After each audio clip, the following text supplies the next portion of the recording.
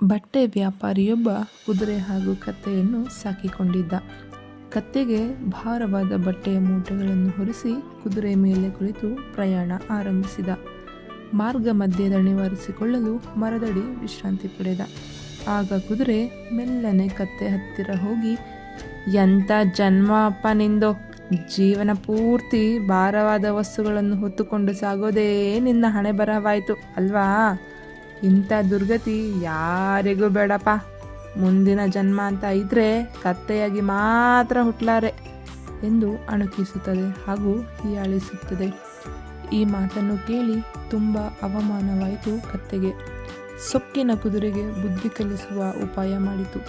ಕೆಲ ಹೊತ್ತಿನ ನಂತರ ವ್ಯಾಪಾರಿ ಪ್ರಯಾಣವನ್ನು ಮುಂದುವರಿಸಲು ಸರಕನ್ನು ಕತ್ತೆಯ ಮೇಲೆ ಏರಿಸಿದಾಗ ಕತ್ತೆ ಅದನ್ನು ಬೀಳಿಸಿ ತಾನೂ ನೆಲದ ಮೇಲೆ ಬಿದ್ದು ಒದ್ದಾಡತೊಡಗಿತು.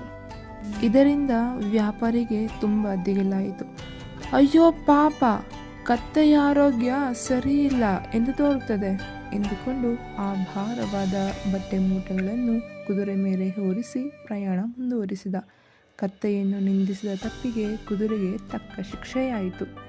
ಈ ಕಥೆಯ ಸಾರಾಂಶ: ಜೀವನದಲ್ಲಿ ನಾವು ಯಾರಿಗೂ ಅಣುಕಿಸಬಾರದು, ಹೀಯಾಳಿಸಬಾರದು, ಮೇಲು ಕೀಳು ಎಂದು ಜಂಬ ಪಡಬಾರದು. ಎಲ್ಲರಿಗೂ ಅವರದ್ದೇ ಆದ ಸ್ಥಾನಮಾನವಿರುತ್ತದೆ.